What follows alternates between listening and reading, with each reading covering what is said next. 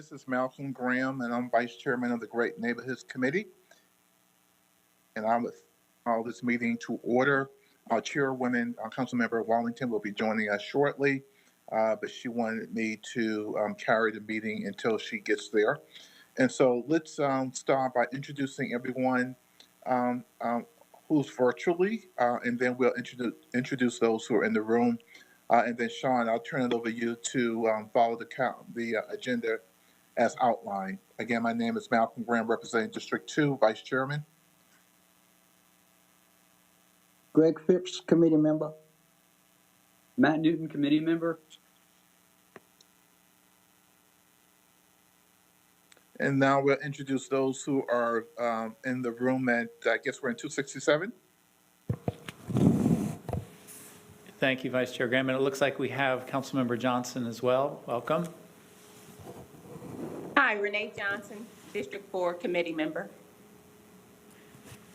Sean Heath, City Manager's Office and Interim Director of Housing and Neighborhood Services. Rebecca Hefner, Housing and Neighborhood Services. Donata Jackson, Office of Constituent Services. Okay, well, like I said, our Chairwoman will be joining us shortly. Until she gets here, I will carry the meeting. And Sean, I turn it over to you to introduce the agenda as we move forward. So Sean. Great, thank you, Vice Chair Graham. So we have 3 items on the agenda this afternoon. I'll kick things off with a very short informational update regarding the status of committee referrals and areas of focus. This is something that Councilmember Watlington and I spoke about last month. This may or may not be something that we need to actually speak to in each council meeting, but we think it'd be helpful just to ensure that the committee has kind of a periodic connection with the scope of work as it relates to the committee itself, what our status is, what our key next steps are.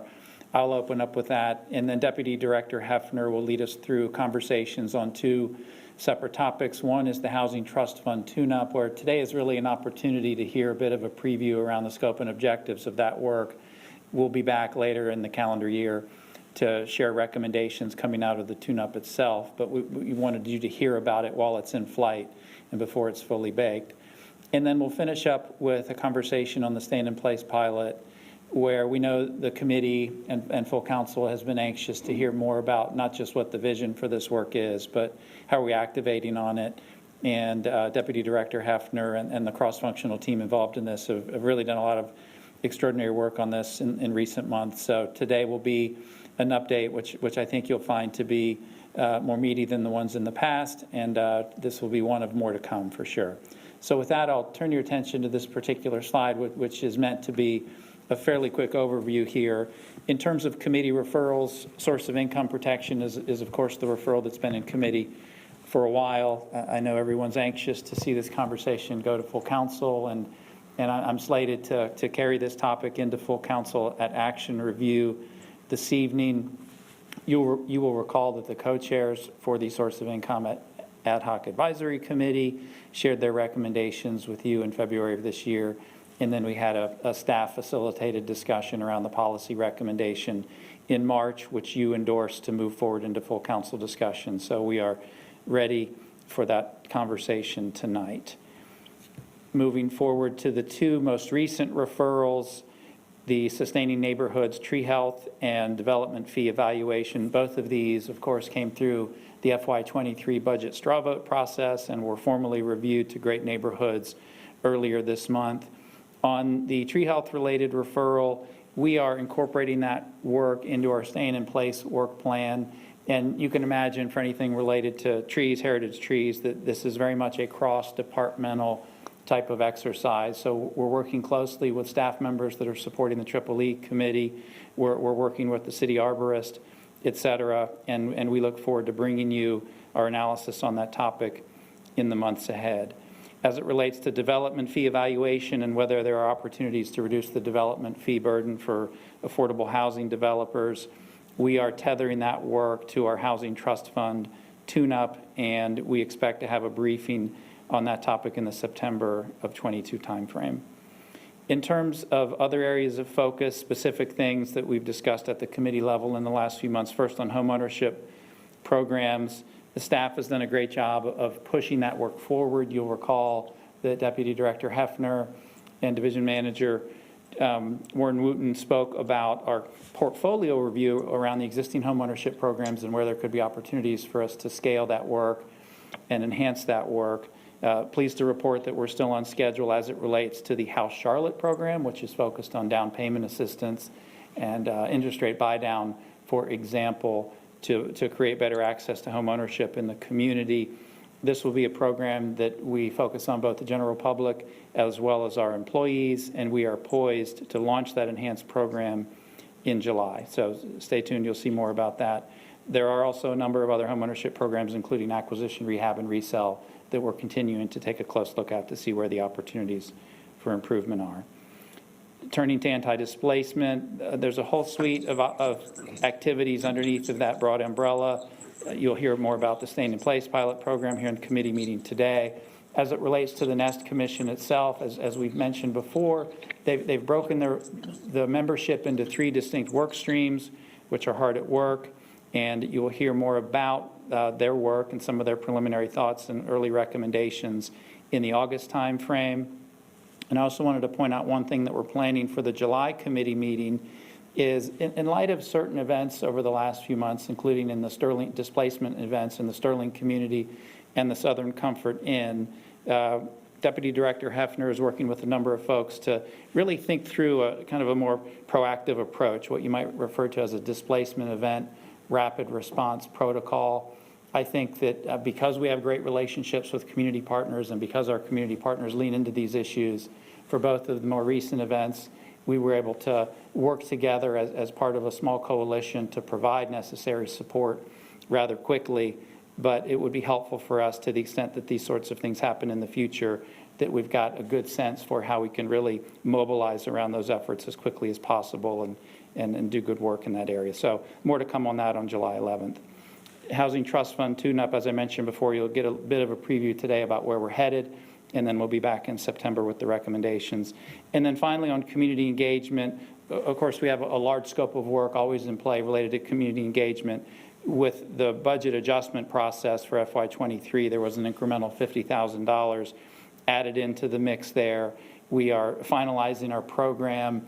As we had shared with you at a previous committee meeting, we expect that likely with that additional $50,000, we expect there will be an emphasis on expanding some of our work in the Civic Leadership Academy space.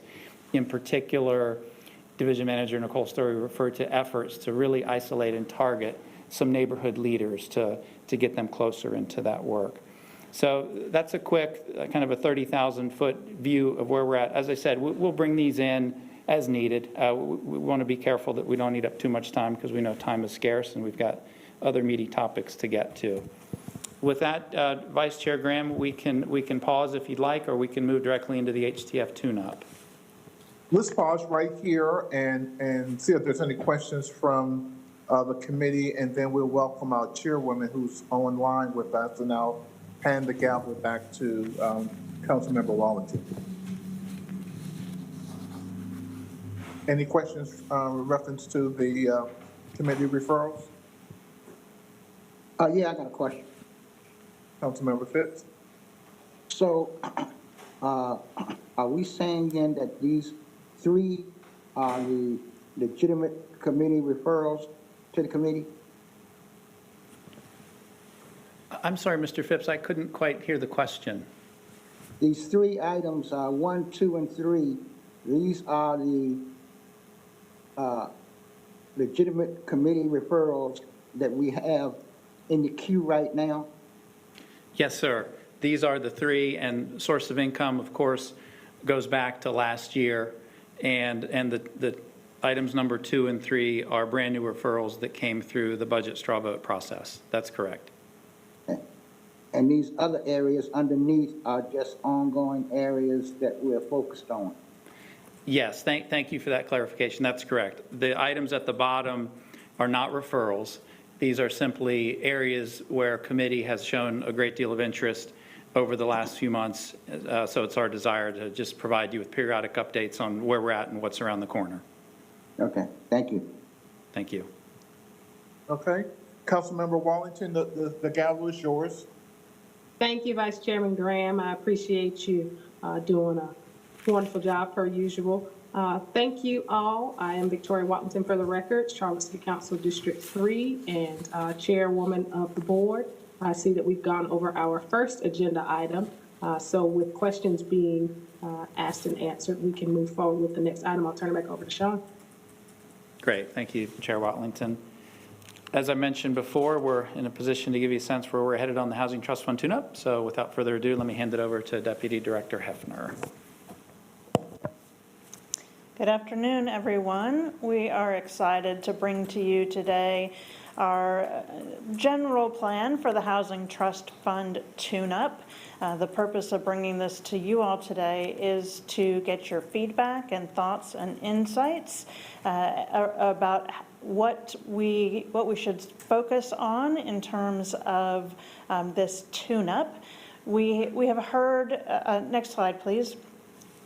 So we'll talk a little bit about what our planned objectives are and the process. We'll share the opportunities that we are currently exploring based on what we've heard from you as committee members and full council in the previous months, and then an opportunity to hear from you about what else we need to be exploring and thinking about as we move through this process. Next slide, please.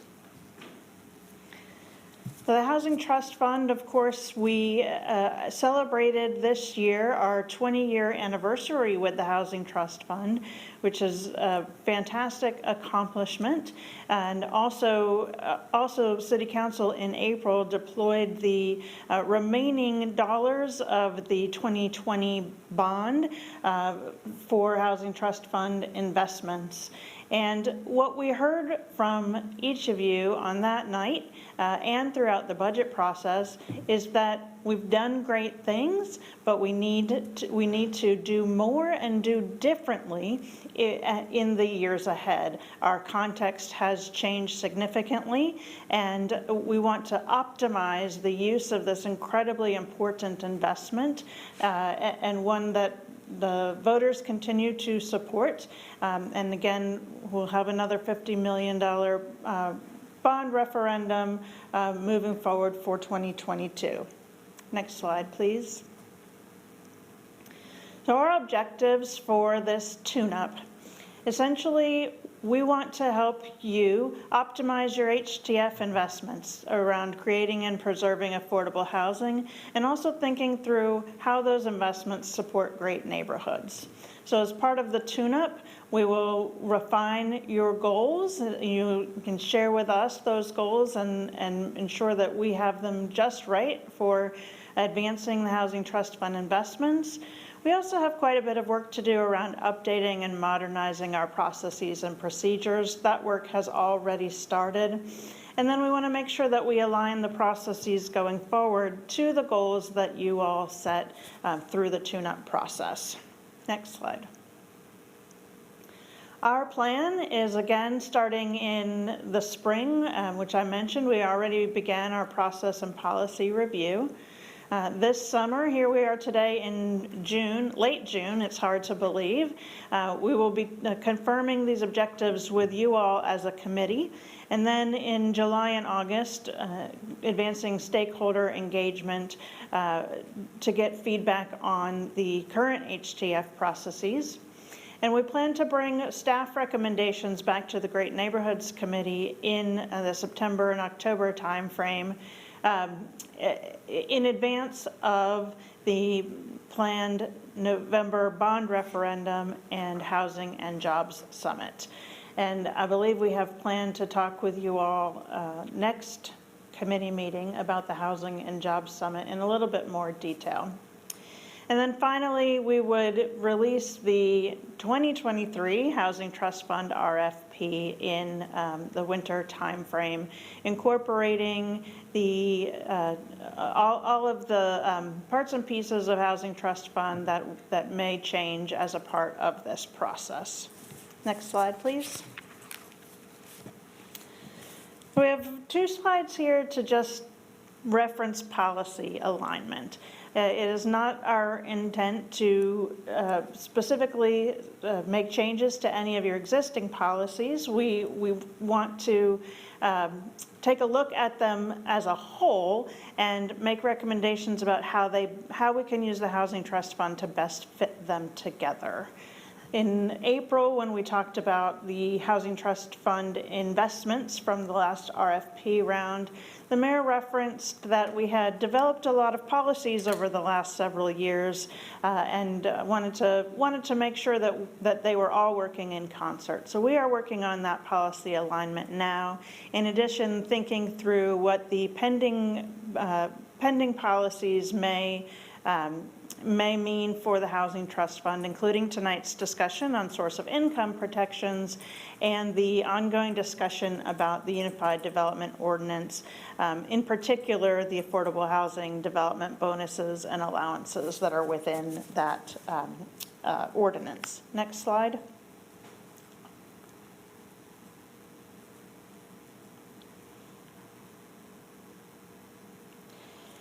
And we are also working across the city with our colleagues in multiple departments to think through optimizing the Housing Trust Fund investments in the context of the comprehensive plan, the 2025 Charlotte-Mecklenburg plan around homelessness, which is now called A Home for All and has a strategic home within the United Way.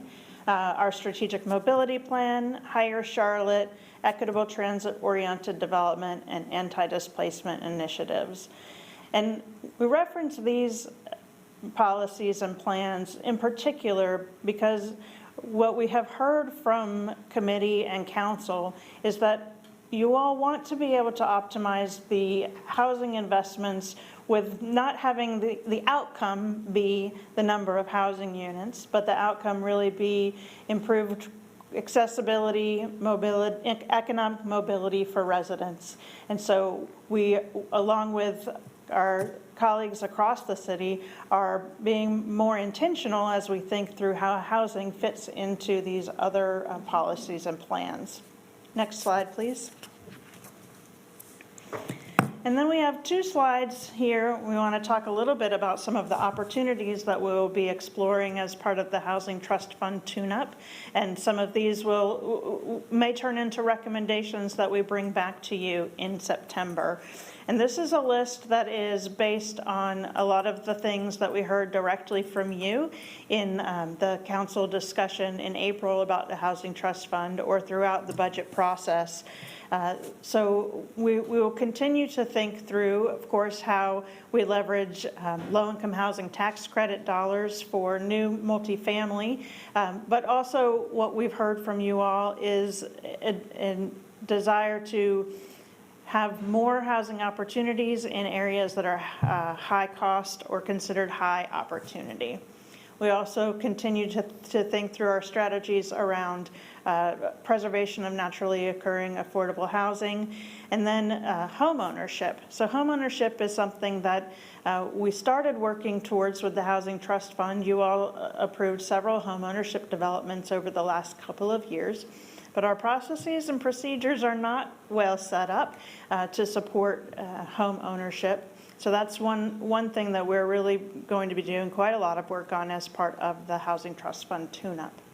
We also have been in partnership with the Planning Department and folks like Charlotte Water, taking a look at the development fees and what may be done as it relates to reimbursing development fees for affordable housing. And that, of course, being a referral that came to this committee through the recent budget process. And because we already had that evaluation in flight, felt like this was a good opportunity to tie it into the Housing Trust Fund tune-up. We also have heard about having a broader AMI mix and deeper targeting in the lower AMI levels. There was some discussion today in the UDO session about working with market rate developers to get to that 80% AMI or even down to 60% AMI, so public dollars can be focused on the deeper AMI targets. And that is part of our overall strategy. And then we will continue to explore opportunities to provide shelter beds and permanent supportive housing in collaboration with the stakeholder group around A Home for All. Next slide. And then this slide is a little bit of spaghetti at the wall, but these are some of the other ideas that we have been talking about and thinking through. And it's really centered around leveraging partnerships, leveraging our various funding sources, and then leaning into innovations. So we know the Housing Trust Fund with a $50 million bond over 2 years is a significant amount of money that we can invest in affordable housing, but it is not our only funding source. Of course, we're already partnering with the state around leveraging federal tax credits. Our developers have gotten quite good at that, and private investment like CHOIF. But we also have federal allocations for the Community Development Block Grant, HOME, and we have an opportunity to look at rental subsidies, property tax incentives, and land. And what we'd like to do through the Housing Trust Fund tune-up, instead of looking at with one lens at the Housing Trust Fund and then another lens at our other funding sources, is to think through them together and matrix out what is each funding source good for, and how could we potentially put funding sources together to make a given project work instead of have a project fit into a funding source. So that's the second bullet there. And we're really excited about that opportunity to think through how any given funding source can be layered to the greatest effect. We're also looking at things like site master planning, particularly for city-owned land, and of course expanding our partnerships. We think the Team Force housing model, for example, the project at Hill Rock, that was a collaboration between the developer, Ascent Real Estate, as well as the Housing Impact Fund and Atrium Health, where they were able to bring in an employer as an investor in that project and provide some housing for staff at Atrium Health over time. And we think that's a fantastic model that we want to continue to explore and potentially scale with other partners in the city of Charlotte. And of course, as we always do, we will do a scan for best practices and a peer city review. One, we want to make sure we're doing everything that we can to leverage these dollars. And two, we want to make sure that you all can continue to say that the city of Charlotte is on the cutting edge when it comes to providing affordable housing for our residents. And then the last piece of what we're trying to better understand is what are our resident outcomes for people who have had the opportunity to live in city-supported housing. What are their outcomes and how may that have been impacted by housing stability? In the past, we have focused on the number of housing units that we've been able to leverage through the city's investment, but we haven't had as much of a focus on outcomes for our residents. Next slide. That is the end of the presentation because, as I said, this is an opportunity for you all to provide your thoughts and feedback about what you want to accomplish through the Housing Trust Fund tune-up and what else we might need to be taking a look at and thinking about. So I will turn it back to you all for that discussion. Thank you, ma'am. I will open up the floor for questions. I don't see any hands raised. Do any of the committee members have questions? I got a comment. Okay, sure. Yeah, thank you for the presentation, and I'm really excited about this. After 20 years, we get a chance to really do a SWOT analysis of the Housing Trust Fund and kind of be able to plan for the next 20 years of service to the community. So I just hope that through this process, we can be really, really innovative, cutting edge, kind of looking nationally in terms of what folks are doing out there that we can incorporate here via our Housing Trust Fund. Obviously, I think we have a bond referendum in November for $50 million. Hopefully, when we have another bond referendum, I think that's in 2024, I think, that we look at the dollar amount and see whether or not the dollars that we're asking the public is consistent with what the needs are. And so certainly through a process of identifying how much these new initiatives will cost, that we can kind of be able to blend into a bond referendum in the future. So the purchasing of land, we touched on that. Home ownership is really, really important. Displacement initiatives, what type of tools that we need to have forward that can go along with the housing trust dollars. And so I just hope that we just don't kind of confine ourselves to what we've historically have done, but that we can look kind of forward thinking about things that we can do differently that will get us different results, quicker results, a lot more investment in NOAAs, et cetera, et cetera. So look forward to how this proceeds. Thank you, Vice Chair. I'd like to echo that as well. I certainly am glad to see the much more holistic approach to changing or making potential changes to our programs. One thing that I will say, just as a piggyback to what the Vice Chair has shared, is I look forward to us really getting ahead based on what we say we want in the 2040 plan.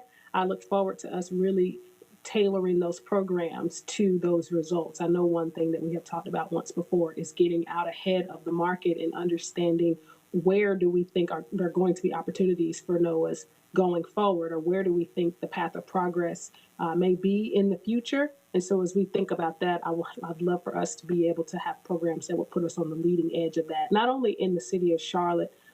Certainly we need to make sure that within our city limits, we've got what we need. But I also think about, as we know that we are a growing region, how do we leverage those partnerships with our surrounding counties and cities and towns to really scale this for the broader community? Do I have any other committee members with questions? Yes, Madam Chair, I have a couple questions. Certainly. Thank you. Thank you for the presentation. It is great to see the creative solutions or proposed solutions and then the out-of-the-box ideas, but I just needed some clarification on just a few things. Ms. Hefner, do you have the number that we've spent on the Housing Trust Fund for the past 2 bond cycles? Yep, so the past 2 bond cycles, we spent, so there's $100 million in those 2 bond cycles, and we spent all but 11,000 of that, pending the approval of the developments that are being put forward to the North Carolina Housing Finance Agency for 9% housing tax credits. Okay, so that's $100 million in the past, 4 or 5 years? Yes. So we've spent $100 million in the past, 4 or 5 years, and we still have a deficit of approximately 20 to 30,000 affordable housing units for, we know at least for the 30% AMI population. We know that individuals live in hotels and motels, and we're in a crisis. So I appreciate the creative approach, but we know that we do have to do things differently. I wanted to ask you what the logic or the thinking was in including the development fees reconsideration in the Housing Trust Fund plan. Are you thinking that only developers who participate in the Housing Trust Fund would get these incentives? Or can you just do a little deeper dive on that idea, please? Sure thing, Ms. Johnson. So what we're trying to do is think about the Housing Trust Fund not as an existing process, but as an existing funding source. So when we think about something like the reimbursement of development fees, our existing funding source for that would be something like the Housing Trust Fund. And so we want to package the evaluation of the fee reimbursement as a part of the overall evaluation of what we are investing in terms of affordable housing. That does not mean that we would recommend that only developments that receive Housing Trust Fund dollars would be eligible in the future for fee reimbursement. It's just a way that we'll be able to evaluate it, and also in side by side with the other opportunities that we have to spend those existing funds. Okay, so I would have a concern in reducing the amount spent on housing units to look at policies.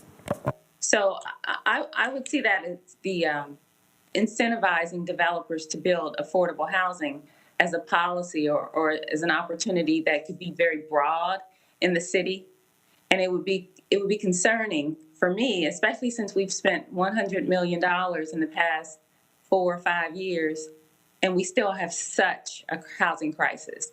So to suggest that we reduce that fund or spending to look at policies, I'd like to see a different direction. So I know that was a referral to council, and the response is to take a look at that in the Housing Trust Fund plan. But I think there's an opportunity, Madam Chair, for a broader discussion and to not utilize our housing trust funds to look at city policies. I think an opportunity, and I would like to see if we could receive some information when you talk about opportunities or ideas to address the housing crisis, perhaps assisting neighborhoods in strengthening their bylaws, their HOA bylaws, to limit the amount of investor-owned properties in their neighborhood, to limit the number of Airbnbs in their neighborhood. So I wonder if there's an opportunity to take a look at what the city can do to help neighborhoods, even to create HOAs to combat against the gentrification. So we know those 33% of neighborhoods in the city that don't have HOAs and that are subject to the gentrification or multifamily development based on the Comp 2040 plan. I'd like to be able to help those residents to strengthen their HOA bylaws. And I think that would really address, again, the investor buying and also the Airbnb. I think that's a broad policy that I'd like to see us take a look at. I'd also, when you talk about best practices, if you could get information from other areas that have inclusionary zoning in the state, or as a policy, and also impact fees. I know those aren't legal right now in North Carolina, but I'd like to hear what a difference that could make in our housing crisis. And then lastly, I'm on the EEE committee, and we're looking at framework for equity.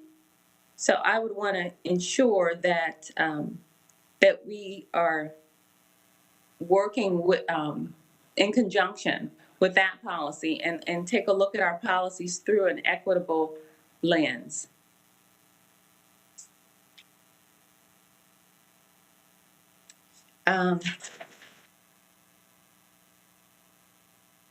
That That's all I have. So again, Madam Chair, I'd like some further discussion. We had a referral to look at development fees, and it's just concerning to me that we would consider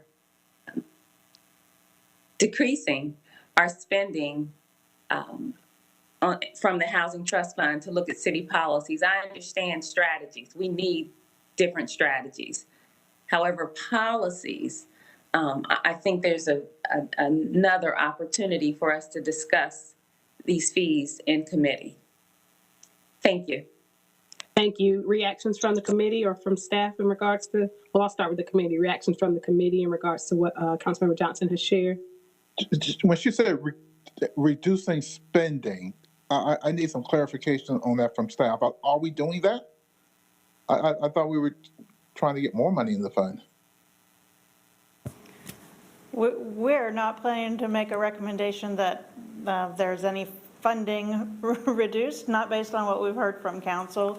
But one of the things that we would look at as part of the tune-up is what are the various funding sources available for fee reimbursement? And one of those funding sources would be Housing Trust Fund, and that is in addition to the fee in lieu payments that will be flowing in the future related to transit-oriented development.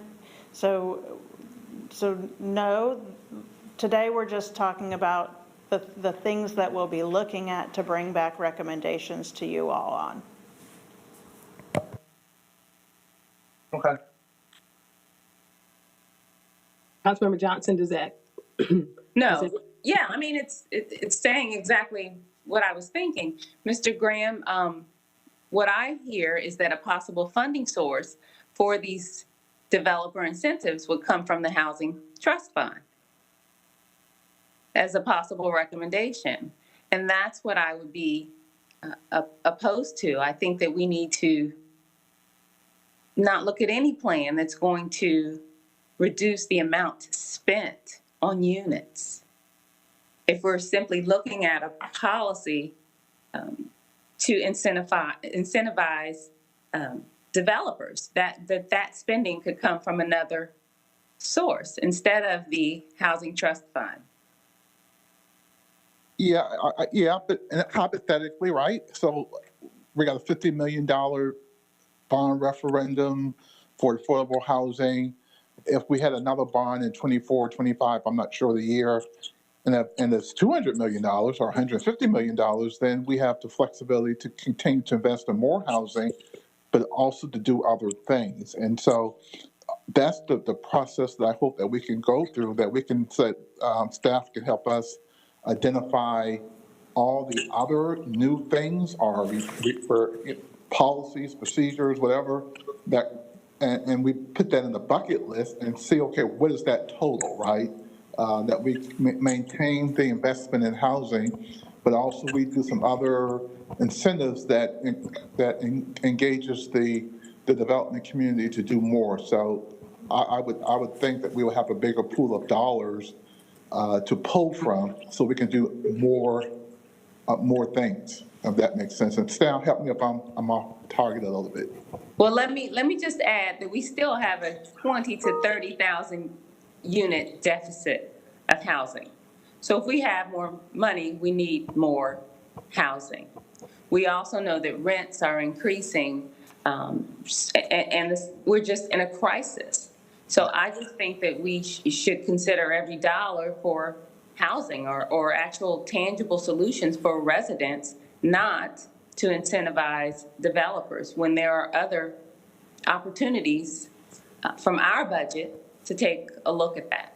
So I think this is a real great opportunity to change a policy, to help with the affordability. I can speak for myself. I've heard from developers that the fees, the water fees, the building fees, the permit fees are very expensive, and make it make it unfeasible to build affordable housing. So and I know we're looking at a summit in the fall to talk to developers, but if we as the city have an opportunity to improve our processes and reduce costs to developers to help build more affordable housing, I think we should take a look at that exclusive to Housing Trust Fund dollars, because that's another solution for, to build housing or to provide vouchers and to address the issue directly. I get what you're coming from, but I'm going to be the bearer of bad news, right?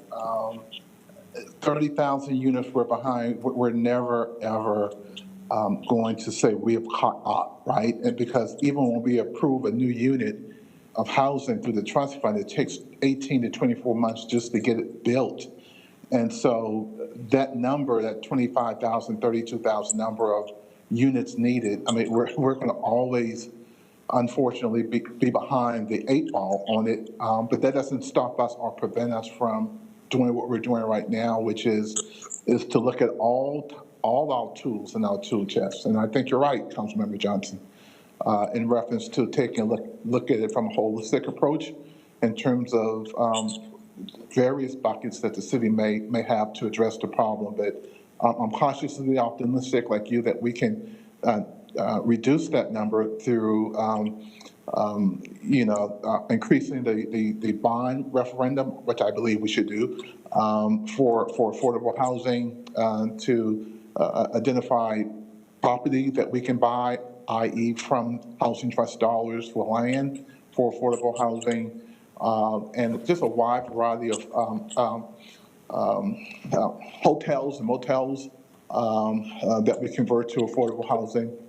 Maybe if we think about it, can come from the Housing Trust Fund dollars if we had a bigger pool of dollars to pull from. So I think our goal is to get to the same place, and hopefully staff can kind of help us, lead us in that direction. Right.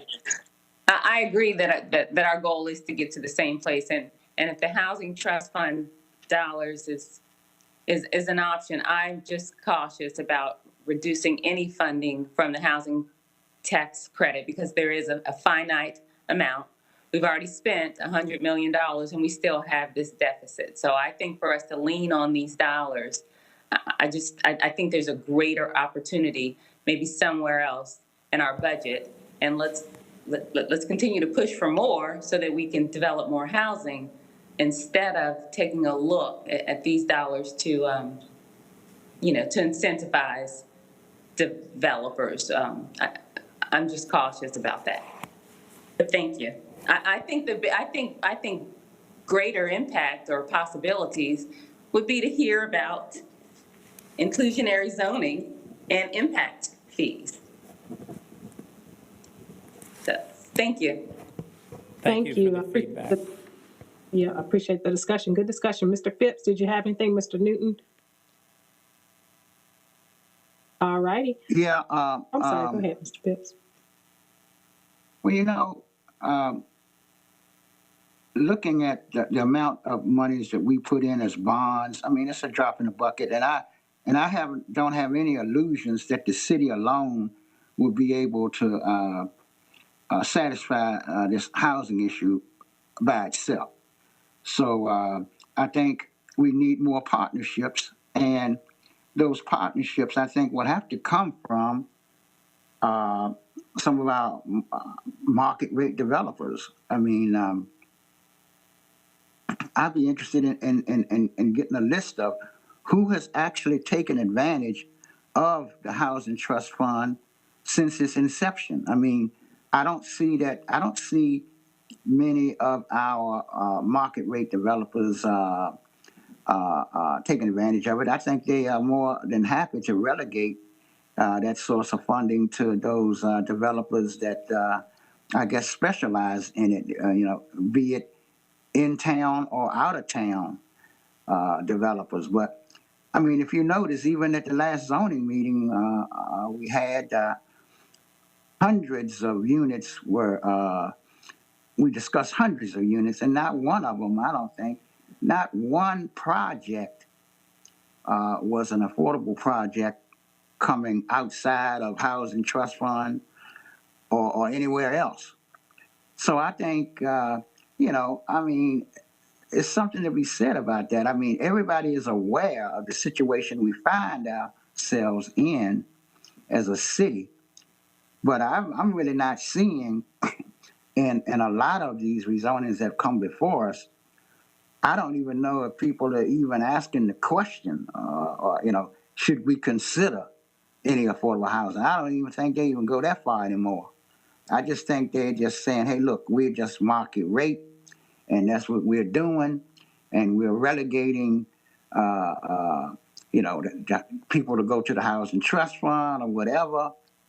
So until we get more participation, I think, by some of these market rate developers to want to participate somehow, and instead of using as an excuse how expensive it is to develop affordable housing.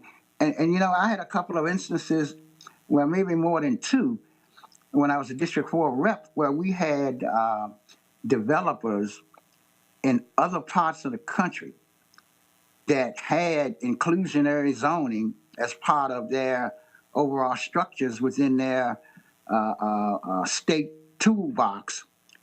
And they didn't mind putting in a few units, even without the housing trust fund. They saw it as something that they were used to doing. And so they included some units in there, without even asking for any housing trust fund money. So, I mean, to the extent that we could leverage other developers that work in environments that promote those types of creative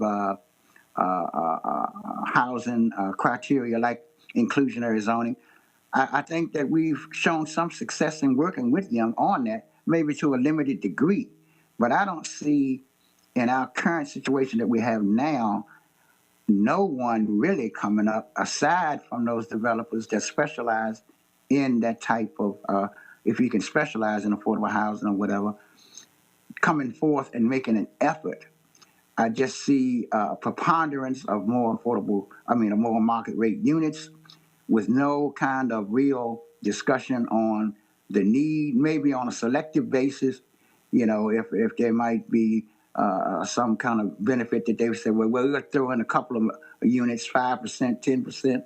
I really don't see an effort on the part of the greater development community, at least in Charlotte, to endeavor in that regard. And so I'd be interested in seeing, just get a listing of who has participated in the Housing Trust Fund dollars and what developers have actually gone in and done some affordable units, even with affordable housing trust fund dollars or not.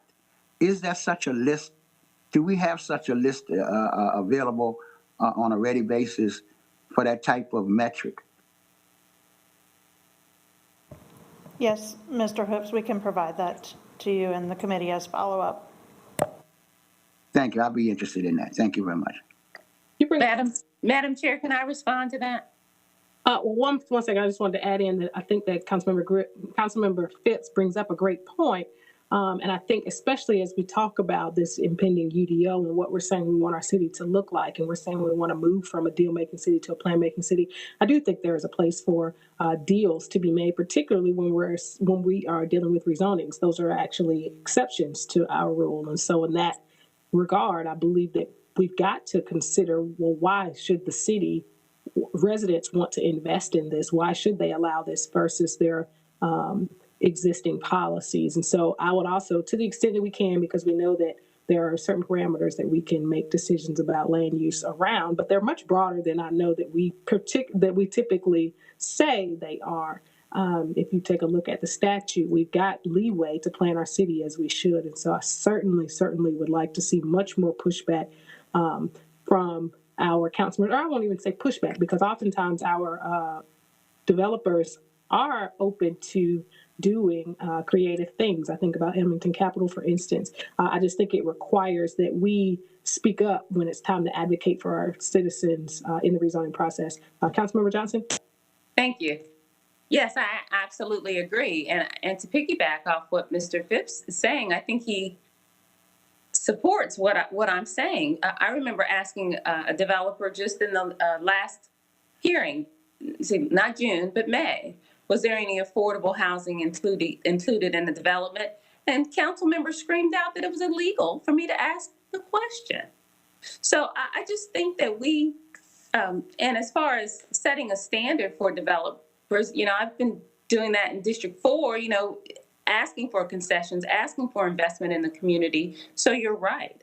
But when he said that developers who work in other states that require inclusionary zoning, they expect to contribute to the community. So I just think that this is, to the community, and inclusionary zoning, for anyone who's listening and doesn't know, it's a requirement that the developers allot a certain percentage of units for affordable housing. But in North Carolina, that's not legal due to state statute. So I would just like to hear from the committee what other municipalities that have inclusionary zoning, if that's helping in their housing crisis.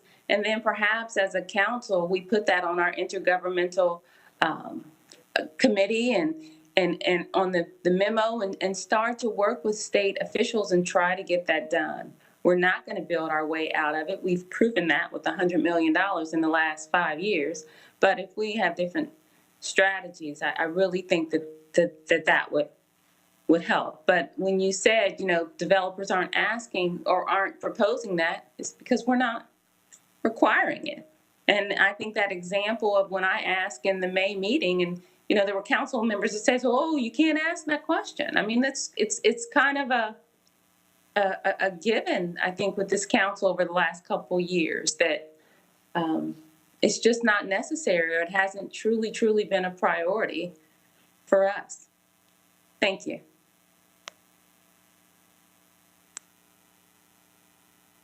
All righty, I don't see any additional hands, and if no one has any additional comments, Sean?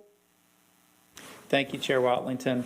Great. We can transition to the last topic, which is the Staying in Place pilot program. And Deputy Director Hefner has really been involved in this work since its infancy, really, early on in the identification of the pilot geographies and the good work that was done leveraging data to inform our thinking in this area. So I'm going to hand it over to her to pace us through the content. Thank you. Thank you. Well, I'm really thrilled to share the Staying in Place pilot program update with y'all today so that you can see some of the good work that's happening with staff all across the city. This has been a fantastic collaboration between many departments and doing work on the ground in our Staying in Place neighborhoods with residents and community leaders. Next slide, please. We'll go through a little bit of an update on the actual activities that are taking place, both the housing work and our engagement activities, the opportunities that we're identifying by working with the community and hearing from residents in particular, and then talk about some of the really exciting partnerships that we're building around Staying in Place. And finally, we'll talk through some of the next steps. Next slide. As a reminder, Staying in Place is really a collaborative approach that we are working together across the city with the neighborhoods and with our partners to help residents who want to stay in their homes and their neighborhoods to remain, and also preserve housing affordability for future generations. Staying in Place is a part of our Corridors of Opportunity initiative, and it's also a piece of our broader work to look at anti-displacement tools and strategies with the Nest Commission. Next slide. We've identified, of course, the 3 Staying in Place neighborhoods last year: Washington Heights, Hidden Valley, and Winterfield. And in reference to the indicators of displacement risk and vulnerability, where those are high, as well as intersection with the corridors of opportunity. Next slide. When we came before Great Neighborhoods in late February to talk about the approach to this work, we shared that we were really looking at this as a more sustainable model than simply investing in any given property within a neighborhood, but really trying to think through how do we do that property investment holistically.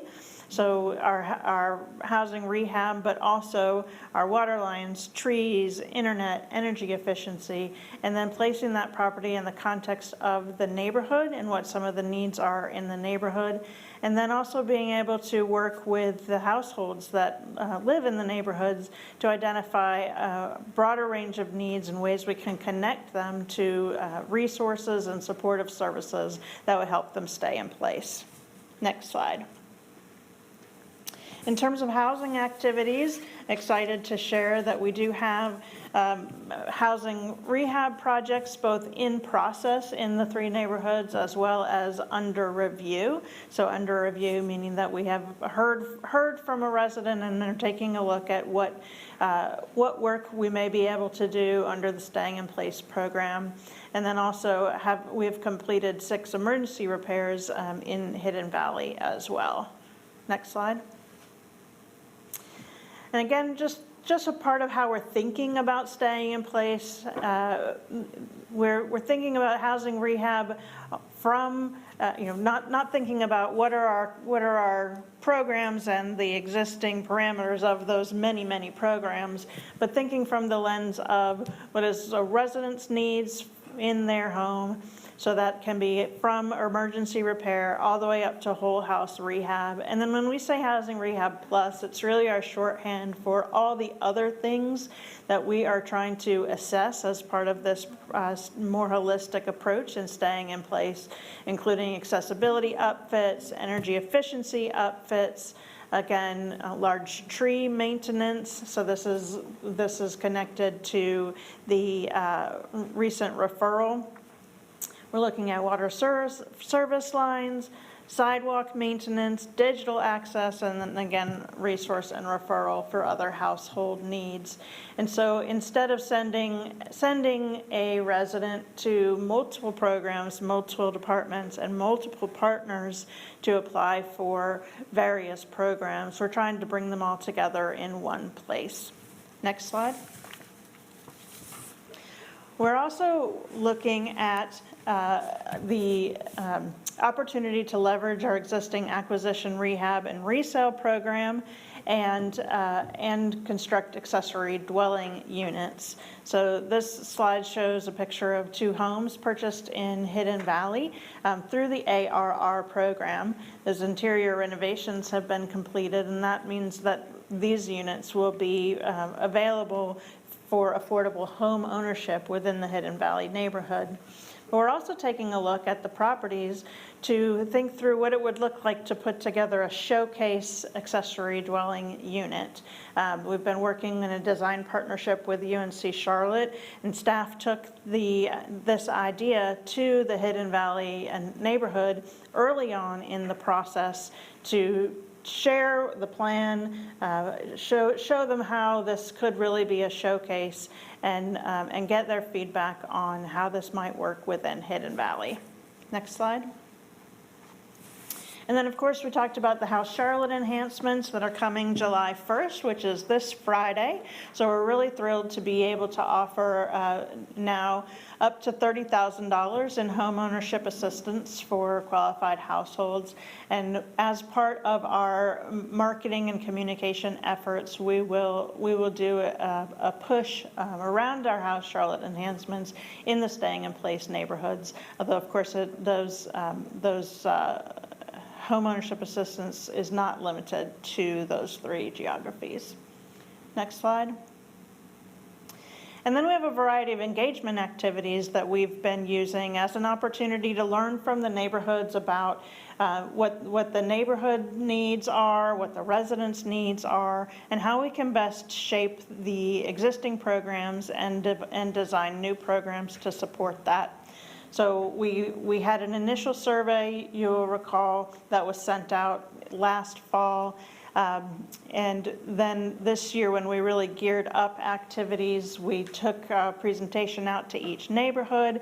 We've held a variety of community events, all based on how the neighborhood wanted to roll this out in their own neighborhood. So each neighborhood had a slightly different approach based on the residents' needs and the feedback from community leaders. And so that's been one exciting thing, to be able to partner with each of the locations and neighborhood groups to roll this out in a way that can best reach the residents. And then the last note there is around our visual community survey. So these are the neighborhood walks that we did with a team of staff from across the organization in partnership with the community. And you'll see by the dates in that column that all of those have been completed, which we're really excited about. And I'll tell you a little bit more about on the next slide, please. So the visual community survey, which we also referenced as neighborhood walks, we sent teams of neighborhood leaders out and staff to actually just go together and walk the streets of each of the neighborhoods. They're able to record immediate needs around code compliance, education, and health and safety, potholes and sinkholes and other opportunities that could be addressed immediately by staff. But also it was an opportunity to walk together and think about new opportunities and projects that could be advanced in each neighborhood around beautification, or even to identify things for infrastructure projects that could be advanced through our CIP process. So the bullet says they're scheduled with neighborhoods for May and June. I would say they are all three complete, which with many thanks to all of the people who participated and our team and community engagement who organized this activity. One of the neighbors in Washington Heights last Friday made a comment about how nice it was to see so many city staff out from behind their desks and walking the streets in the neighborhood with community. Next slide. This is just a screenshot of what we were looking at when we were out in the neighborhoods. Again, on some very, very hot days in June, but looking for opportunities for things like arts and parks and signs and things that need attention. Next slide. And so the next piece of this is getting down to the individual household. So we have now a staying in place interest form that is live and active, and this is the best way for residents to share with us that they are interested in the programs as a part of staying in place. And can share a little bit about their household needs, and we have a process designed on the back end to connect each person who completes that interest form to the various partners that are best positioned to support their needs. So this interest form will be promoted in a variety of ways. Many people actually took it on paper when we were out doing the neighborhood walks. So there is a paper version that people can complete and share. There's an online version. We've sent it out on postcards. It's out on social, and our plan for it is once we have our partnerships in place for the door-to-door canvassing and outreach, that's the primary way that people will be able to complete this form during that canvassing. Next slide. So a couple of last pieces here that are really about building partnerships, and these partnerships are ways that we're able to leverage the investment that you all have made in staying in place and in these neighborhoods, and really address a broad range of resident needs that are necessary to staying in place. And so we're excited to share a little bit more about the partnership with United Way. They are shifting their investments in 2023 to more place-based work and aligning with some of the city work around corridors of opportunity. And they are planning to fund an organization in each area to do community outreach, engagement, and service coordination. They will also be funding a community grants pool that will bring some of those health and human service providers to the community. So where the city can support some of the built environment and housing needs, we're partnering with United Way to bring to the table some of the health and human service resources. And then we are working with Atrium Health to also fund a community health worker in each staying in place neighborhood.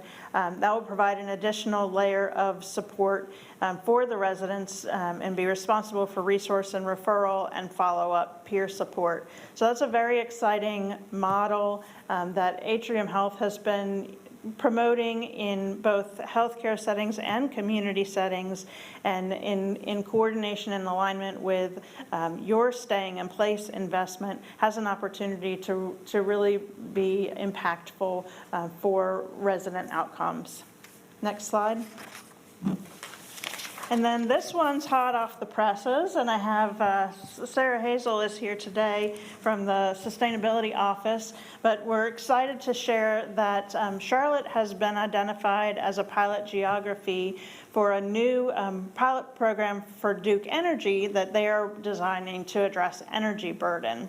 And through this program, Duke Energy will complete energy efficiency retrofits at no cost to income qualified residents who are high energy users. And you can see some of the opportunities that residents may have to have greater energy efficiency, and also then of course lower energy costs through this work. One of the exciting things about this potential partnership is that often our housing rehab assessment identifies needs related to energy efficiency that we don't have the opportunity to fund because the housing actual structural work needs so much done. And on the flip side, Duke Energy has been doing work on energy efficiency, and often they can't support the energy efficiency needs of a household because there are structural or other repairs that need to be made. So by coming together, we're able to meet both of those needs. And this will not just be in staying in place. This is proposed across a wide geography of neighborhoods vulnerable to displacement based on these high energy users that Duke will identify. And this program is pending approval from the North Carolina Utilities Commission, so I can't say it's a done deal yet, but it's an extraordinarily exciting opportunity. And I think one of the ways that we're able to bring partners like Duke to the table is because you all have made such significant investments in programs like staying in place. Next slide. So when we think about the way that the partnership framework is playing out for staying in place, this is the social determinants of health framework. And we know that the support the city traditionally provides in the built environment and around housing rehab is just one of the many factors that can help a household stay in place. And so we're just showing here on this slide how these partnerships are all coming together with the city, United Way, Atrium, and Duke to really address household needs of health and well-being across this framework. Next slide. So next steps, we will continue to prioritize and advance the neighborhood activities that based on the visual community survey inputs or the neighborhood walks. So we'll put all that information together and identify some neighborhood-based opportunities. We'll continue program implementation specific to what we learned about residents' needs in the interest form. We will continue to promote the New House Charlotte program and the other work around acquisition, rehab, resale, and ADUs. We'll continue to build out partnerships, and then we're committed to regular reporting on our progress to the Great Neighborhoods Committee. And that is the end of today's Staying in Place update, and I will look forward to that regular reporting because I have a feeling that we'll continue to grow the energy behind this program and be able to bring in new partnerships that we can share with you next time. Thank you. Thank you, Ms. Hefner. Great work as usual. I'll open it up to the committee for any questions or comments. Yes, I have a question Sure. or comment. Thank you, Ms. Hefner. That was a great presentation. I wanted to ask about the dollar amount. I noticed that the maximum for House Charlotte or down payment assistance, I think if you can go back to that slide, was 300,000 or 315,000.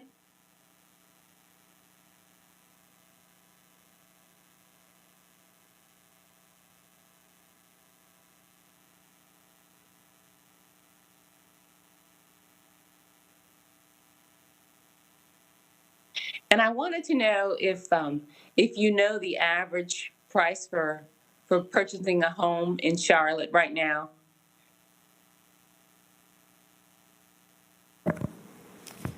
So the median home sales price right now is upwards of $350,000.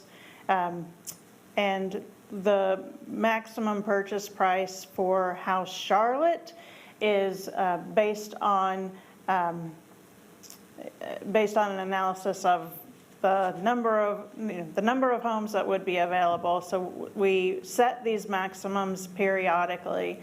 And we recognize that House Charlotte alone will not make every home in the city affordable to our residents, and that's why we know that we have to pair home ownership assistance with other strategies that create access to affordable homes, like our investments from Housing Trust Fund or the acquisition rehab resale program. So they have to be advanced at the same time.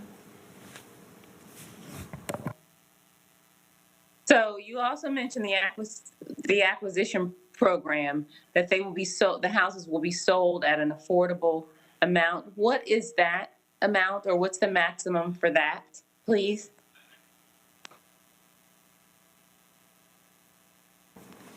So the maximum affordable changes based on AMI over time.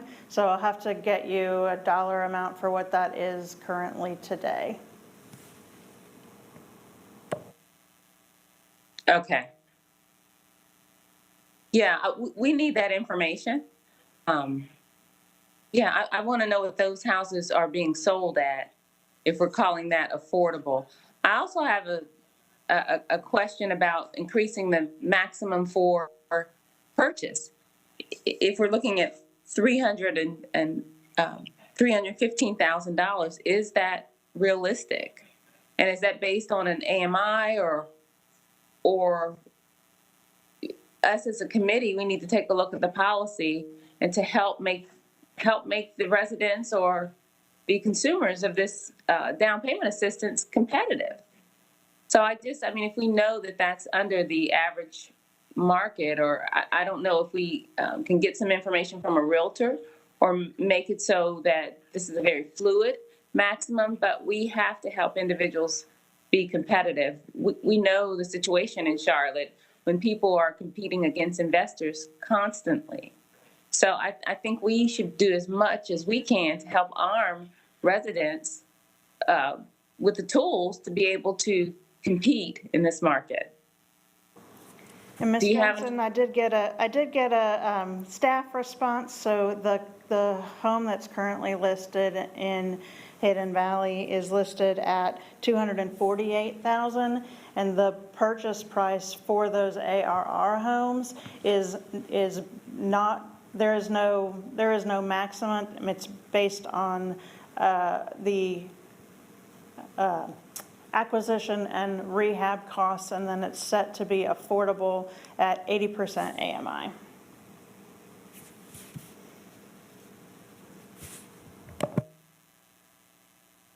Oh, I think you're on mute, council member.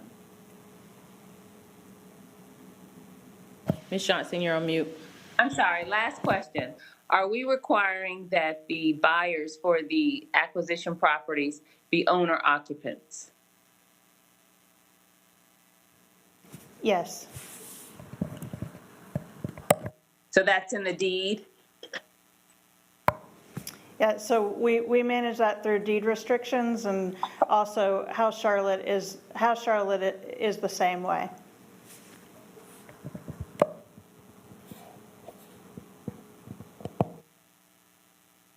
Thank you.